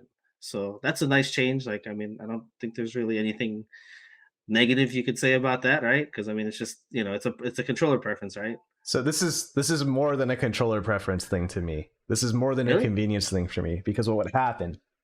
Let me play this out for y'all. I go to a tournament, right? Right now, there's no way to actually change your negative edge unless you do it through the multi menu. When you hit tab or you hit escape into that gray menu that pops up, then you have to go into the game options, and you have to go to player 1 controls and player 2 controls, right? Yeah. And so you can't do it from the versus screen. And when you're at a tournament, when you sit down at a setup, you're only ever seeing the rematch screen. When they finish it, when players finish a match, they don't go back to the main menu. They go to the rematch. They leave it at the rematch screen. And so what happens is people naturally go to character select after that, which is what we've been doing for decades at this point. Problem is you can't change that negative edge setting in character select, and so you'd have to go all the way to that multi menu that I was talking about. Yeah. All that to say, player 1 is the only one that can do that. And then usually that means I have to be player 1, because what'll happen is I'll go and I'll say, hey, can you turn negative edge off? And my opponent won't have a clue what I'm talking about, because negative edge is a very rare thing. You just had to explain it on the podcast right now, Benny. And so what ends up happening is I'm always player 1, and then I'm always the one going through the menu, and I'm always asking them, do you play with negative edge on? And then they say, I don't know what that is. And then I have to explain what negative edge is to them. And then they'll tell me, well, I don't really know. And then we have to figure it out. Then I have to diagnose. I'm like, okay, did you leave it on default? Okay, you don't play with it. I have to make that decision for them, and I'm so tired of doing that. So by putting it on character select screen, I can change it without having to go back to the menu. And I don't give a shit what they do. And I'm so glad. I'm so glad that I don't have to give a shit what they do now, and I don't have to explain what negative edge is. There's actually a player. I won't say which name just to prevent embarrassment, but they also they thought they played with negative edge on for the longest time. Oh my And god. then after I explained that usually it's off, the negative edge is off, he's like, "Oh, well, I never changed it at home." So he was playing negative edge at tournaments and with it off at locals, or sorry, online. So Oh. I've lost tournament games to leaving negative edge on. Like it was one of the first Tucson tournaments, like in a game where it went last game, last round. My opponent, I dropped a combo because a negative edge came out. Like I actually got a Hazanshu when I released a button, and I forgot to check that day, and that's fine. So that's on me. But I'm really glad now I don't have to check anymore. I can just look at it on character select. Yeah. Wait, so to make sure, like, so you have it off? by Yeah, so default's off. that's very unique in this game because negative edge has been present in every Street Fighter game, and it's been on by default because you could never turn it off. It's always been there, and so this is the first game where they give us the option to turn it off, but it's actually off by default. And then that's coincidentally, this is the game where everybody's complaining about the input reader. Yeah. I don't know. I don't know. I have to double check maybe that, the 'cause input I'm pretty reader... sure. Oh, go ahead. Yeah. No, I was gonna say I'm pretty sure I turned it on, and I've left it on since like a while ago. You should So make I sure just you find turn it on in your tournament sets then, so you're used to it. Yeah, so I find it interesting that you said that you have it off. So No, it's off by default for everybody. So if you never touched it before, then you have to then don't mess with it because you'll get accidental things that you're not used to, like me, because I have stance combos. Yeah. No, I just assumed that pretty much like everybody had it on at this point. So it's just like What? No, everybody has it. This is like that the dress is blue or gray thing. Or like, do you wipe standing up or sitting down? Like that thing. Like, no, dude, everybody's got negative edge off. That's the default. It took me a long time to like realize that, because I was like, I argued with somebody. They're like, "Oh yeah, it's off by default." I'm like, "No, it's not. Why would they do that? That's against the standard." But no, I see you on like you're my Steam friends list just popped up. He's booting up the game right now, ladies and gentlemen. I'm gonna check right now. So you have yours off too, Maynard? Yes, I do. Oh my god! Really? Yeah. Huh? Maybe I should turn it off now and just see what happens. Well, let's see what the default is, because maybe you've been playing with it off the entire time. I'm pretty sure I turned it on and I've left it on for the last 3 Negative months. edge is like it's like the phantom like demon in the fighting game community, because everybody blames their losses off of negative edge, but nobody recognizes when it actually helped them. And so it's got this demon reputation of being like, oh, turn it off because it only ever screws you over. But in reality, it's like, how many supers did I get because of negative edge that I just didn't know over the years?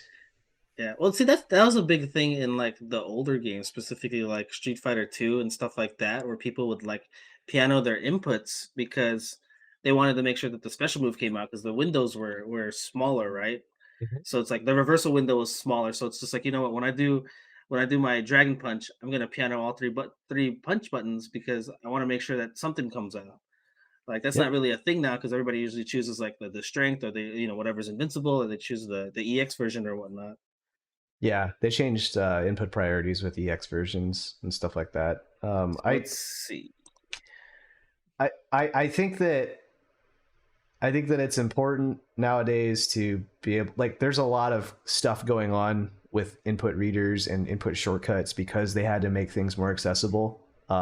So negative edge, I think, actually can have a huge have a huge side effect, I think, of leaving it on as they make game execution easier and easier. I think another thing too is negative edge might have had been a requirement back in the day, just because of how some people had the hold button inputs. I don't think we have any characters with hold button right now, right? I'm like thinking about it right now. Not that I could think of, no. Yeah, I don't like think we so. don't have a Cody yet, or a boxer, Yeah, so I did check, and button the release input is off on player 1 and player 2 on my game. So Yeah. I guess I've been playing with it off, and this whole Okay. time I And thought it was on. I think, See, it's the demon, man. and what's silly too is that it's player 1, player 2 in the current options menu, which is really confusing considering that you could be the second controller, Yes. but Yeah. it's only when you're on player 2's side according to that options menu. It's the most confusing thing.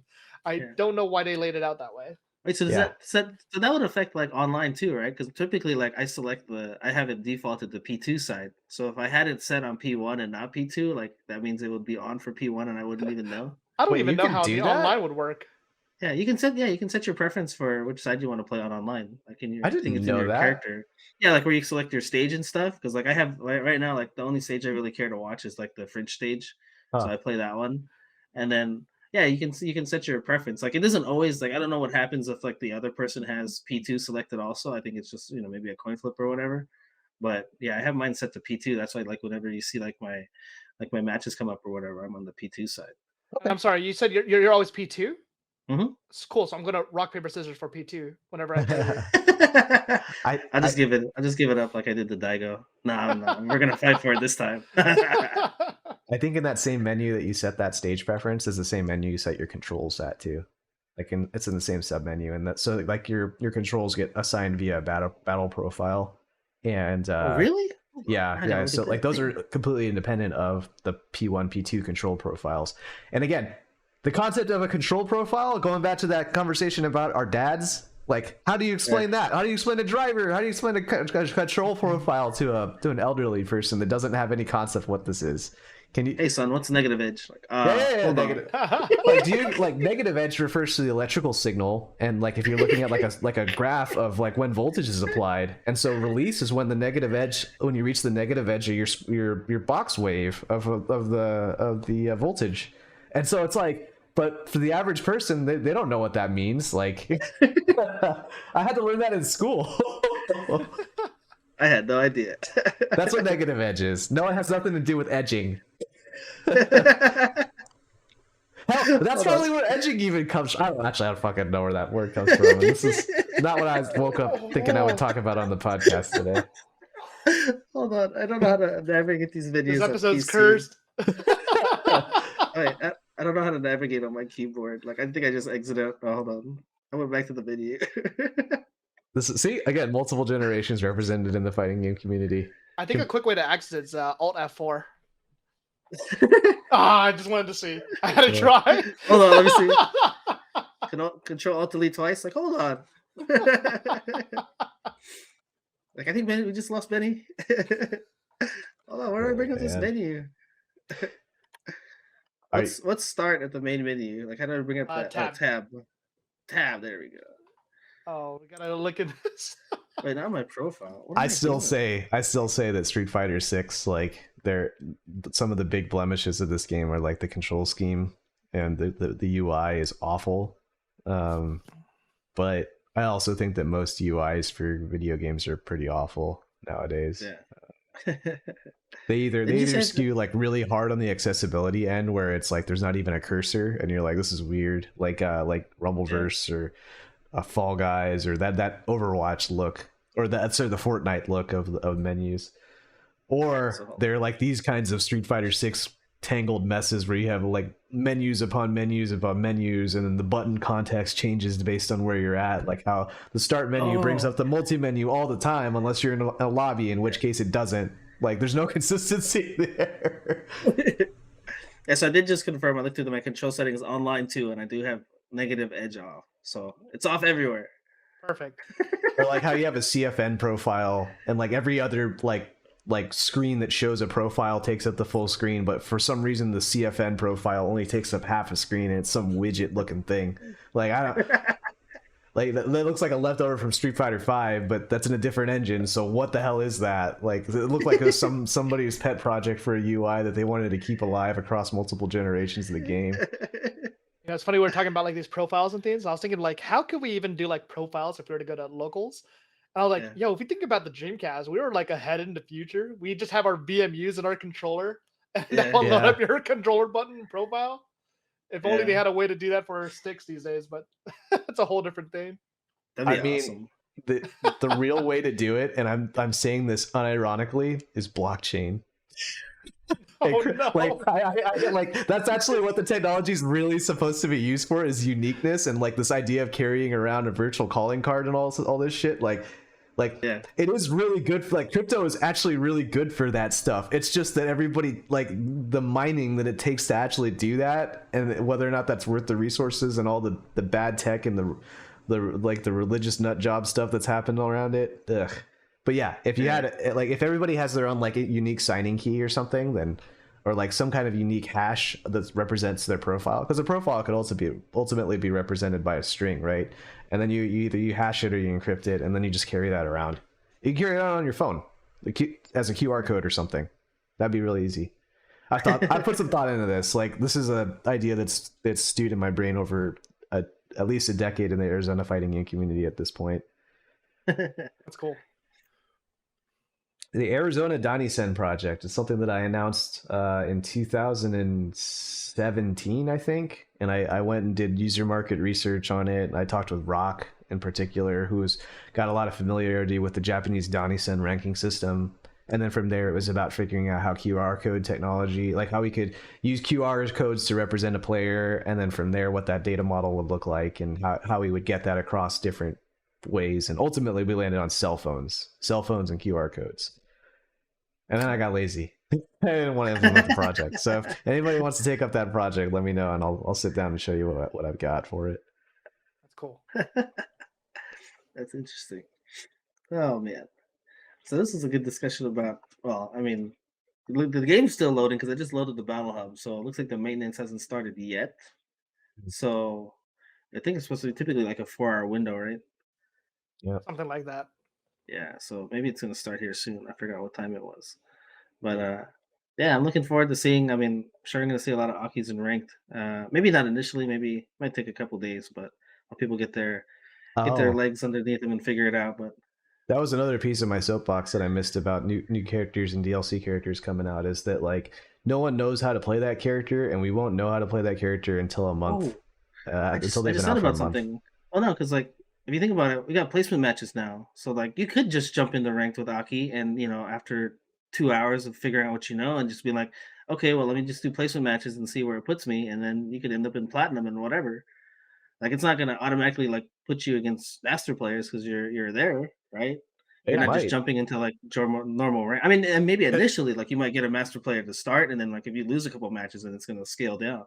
My prediction is that Diamond is going to be Aki hell, because there's so many people that have made master now that that I think that the placement match algorithm, like if you have a certain amount of characters at master, it just automatically dumps you Yeah, into Diamond, right? yeah. Yeah, so I think Aki hell is going to be Diamond level. There's going to be a lot of Akis there. Nice. Yeah, so I'm just waiting until Twitter tells me how to play the character at this point. Yeah. So maybe Maynard, if you if you go and find a bunch of combos, then post them on Twitter. Yeah. I'm gonna be working on the anti-Aki tech. I'm gonna look at stuff that I could do, see what works.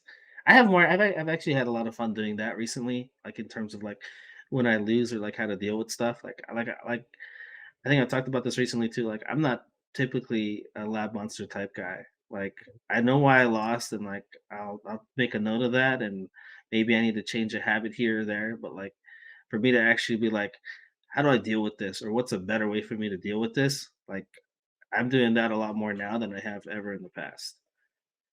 It's almost as if you could benefit from an additional training mode option that we haven't talked about yet that they're adding in. I think it's called, like, I'm trying to look it up right now. It's like repeat replay or something. Have you messed with the Oh, you're recording talking about the replay? thing from Tekken? Or No, you're no, talking about no. this? What's it called here? It's a new Oh, you're training talking about mode. like the state? Mode. Yeah, no, they're adding a new training mode. Here we go. Always repeat playback added in recording, setting, and replay. Yeah, I actually didn't know what that meant. Yeah, I don't either. I'm just trying to talk it out. I think what it means is, like, when you record, it'll automatically play it for you, as opposed to having to hit start and then having to go to the menu again and hit start replay. I think that's what that is, but I think they already have an option in there that does that. So I don't know, but all that lab work that you're talking about, Benny, this will help you, is what I'm trying to say. For anyone who's interested, there's a start replay, what's it called? Always repeat playback added in recording settings / replay mode. Yeah. No, I thought you were talking about that Tekken 8 thing that came out. Like, did you guys hear about that? It looks cool. Is it the one where it lets you continue in training mode where you left off in the middle of a replay? Yeah, like it basically like loads you in the training mode in that situation and lets you kind of like deal with it like right then and there. So it's like, so instead of me going into the lab and like, all right, let me emulate this driver situation or whatever. Yeah. Right. Like you just jump into the match and be like, all right, this is where this beat me. Like, okay, let me play now and let me see how to deal with this. Are you interested in a computer science lecture? Do you know what determinism is? Determinism is actually like a philosophical concept too, as far as like, whether things are predetermined or whatnot. But in a computer science world, determinism means that like if you have a system, then you can feed a certain amount of inputs into it, and you can determine its state.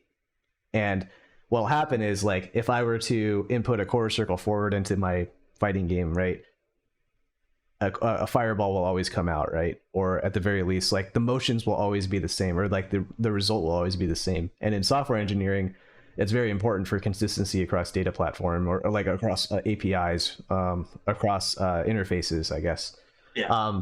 So it's important that you just say, like, if I put in cows, then burgers come out, or if I put in apples, then bananas come out. And if this machine is to convert apples into bananas, then every time I feed it an apple, I must always expect a banana. If I ever get like a shoe or an orangutan or something instead, or the burger, right? If I get a burger instead, then it's not a truly deterministic system, because the output is random when given a consistent input. So if you have a consistent input, then you get a consistent output. And so fighting games are basically that, in that the game isn't random. There's no RNG in how the damage is calculated and how the frames are calculated or anything like that. Yeah. It's all based on user input, and specifically two sets of inputs, one from you and one from your opponent. And so theoretically, if we were to take all your inputs and then play them back in the game engine, they should result in the same result and the same outcome every time, and the same interactions every time. And that's what a replay is. So you have this, so basically your game has this thing called state, and you can emulate that state at any point in time by feeding it the appropriate inputs. And then that's how rollback netcode works, and that's how this replay system works, because you're just basically taking your game engine, feeding it in a deterministic set of inputs, and recreating that state. And then replay mode will allow you to recreate that state of that game and then jump back into it. Okay. So you're basically saying, like, it shouldn't be too hard for them to implement, since that's the way it works, right? If they wanted to. That was all the heat around rollback netcode, and why it was so hard for people to get it. That's why Street Fighter 4 never got rollback netcode, is because they never had the systems in the game to actually be able to manipulate state. They had the replays, but they never were able to actually like customize their engine enough to be able to feed it a certain number of inputs and then be able to replay it at that point in time. Because that's what rollback is. Rollback is I experienced some network jitter, I experienced some network issue, and I need to change my state back to a previous version of the state, like a couple frames before, roll back, and then re-render my state accordingly. So it's also very high process intensive, because you have to go and modify your graphics, change your sound settings, like play different sounds, stuff like that. So it's it's difficult to work around in a game engine, but because it's deterministic, because you can always count on the same output happening with the same number of inputs happening. I forget where I was going with that, but yeah, that's the short. I'm rambling at this point. But that also plays back into the player mindset when everyone says that the game is random, or like the game didn't give me my super or something, because it's a deterministic system, because the game is just the static thing that you are feeding inputs for. You are literally the only thing that can affect change on the game. And so like down to the deepest level, you are responsible for the outcome of the game. You can take that from like the player mindset too. So you're telling everybody, you gotta hold that. There was no accidental super. You did that. Correct. Yeah. You inputted everything that that resulted in that accidental super, and the game interpreted it that way. And if you were to do it again, the game would still give you the same super again. Yeah. So whose fault is that? Yeah. So you got to be like Maynard, and you got to go back and adjust your walking style so that doesn't happen anymore, right? Yeah. Yeah. See, Basically. at the end of the day, like we were talking about tournaments in the beginning. At the end of the day, it's all on you. Don't blame the game. Don't blame Modern. Don't blame anything else. The input reader, that was on you. This is why being a software engineer, I think, helps inform my video gaming competitive side a little bit. The same thing applies to card games and shooters and stuff too, by the way. If anything, it's easier on a like a client server model like in a Call of Duty game, because your state is defined by the central server that everybody's connected to, as opposed to having to manage state across 2 different clients. Yeah. Well, I mean, yeah, that was a great explanation that you gave there, because it kind of just made a little bit more sense in terms of like, you think of like hurt boxes and hit boxes, right? Like those are all things that are set in the game, and they're static. All those interactions, they're static, and those interactions are based on like wherever those things happen to overlap. Like you have those weird interactions online where people are like, I think the latest one I saw was like Jamie did a dive kick after Cammy, but then Cammy's won out, and everybody's like, "What the hell is that?" And it's just like that just happens to be the way that the hitboxes and everything are laid out, and what happened in that situation. Anytime you hear somebody complain about that anti-air that hits behind their head, and you're like, I was over them, you always hear that person that's complaining about that. In reality, is if those hitboxes and hurt boxes collided in that exact same way again, and the inputs were exactly the same, you would still get anti-aired. So that's just the way it is. That's the way it is. All right, cool, man. It's like, Maynard, was there anything else you wanted to talk about? Like, I know we mentioned the tournaments. I don't know if you wanted to reiterate that and like what's coming up. I mean, just reiterating, the big thing that I wanted to put out was just the Gaming Zone's Secret Labs too. Once again, a reminder for anyone that's just joining us now, we do have a date. Secret Lab 3. Three. Excuse me. Excuse me. Thank you. Secret Labs 3. We have the date being October 29th. We just need to know what times would be best for everyone. So we have that small survey in the Discord server, being either 2 p.m., 4 p.m., or 6 p.m. So check out the pins in the local events, and please vote for your best time so we can accommodate as many players as we can. Yeah, put your input in, because otherwise, that way you know what the potential output could be, right? Hey, there you go. Yeah, because that way you won't be like, well, how come the tournament's at 6 p.m.? I was like, did you vote? It's like, no. I was like, okay, well, you could have manipulated that, but nope, you did not. It's on you. That's more of a social contract kind of thing, I think. Hey, where does secret lab come from? Do you know? I have no idea. I don't know the story behind it. I thought about asking, so I might ask them next time. And I think it's worth clarifying for our audience too, Maynard. Are you working with the Gaming Zone? Are you running that event, or is it more like what's your involvement? So the last one was not me; it was them specifically. But they did want me to help out more. They want to be able to focus more on their stores and their and let the players and the event the tournament organizers be able to take lead on that. So I am going to be running more for TGZ in the future, being the third one. I'm going to be working on that Smash GG page. I'm going to be working on the stream as well, and probably getting this post out pretty soon, later this week once we figure out the time. So okay. If you find out about the Secret Lab thing, I just did a Google search for it, and the first thing that comes up is gaming chairs. So I don't know. Hey, maybe they are trying to get a sponsor. I don't know. That's the first thing that came up. There was I guess that was a sponsored chair for Evo 2022. So I was just like, oh, really? That is a gaming chair that I was looking at. They had some nice race car chairs, and my current chair is beat up. I don't want to move my head because every time I do, I see how beat up it is, and I don't want to show that off. I'm just saying, if it's a secret lab and it's a secret, then maybe we shouldn't be promoting it on the podcast. Oh, I'm kidding. True. I'm kidding. It's not like sponsored. A speakeasy tournament or something. No ad, not sponsored. I do bar fights at a speakeasy. Yeah. Hey, where do I find this place? It's like, well, you got to go here, and then you got to knock 3 times. Cool. Well, I think we'll call the show here then. Is there anything else in addition to the events that you wanted to shout out, Maynard? Or We all good? Oh, and also just down to the wire, just because it is coming up in the next 2 weeks, October 7th. So come out to Tucson, play some games with all of us. Cool. Have some fun. Yeah, agreed. Those are always a blast. I guess, yeah, we'll call it here. You can find us on Twitch at twitch.tv/Spiral Series, YouTube at youtube.com/Spiral Series, on an Apple Podcast and Spotify under Absolute Guard. Thanks everybody for watching, and we'll see. I don't know. We've got a bunch of different episodes coming up in a variety of different ways, huh? The delivery method is a little interesting here. So, yeah, you might see them out of order. We'll figure it out. But GG's. See y'all later. GG's, everyone. Guys.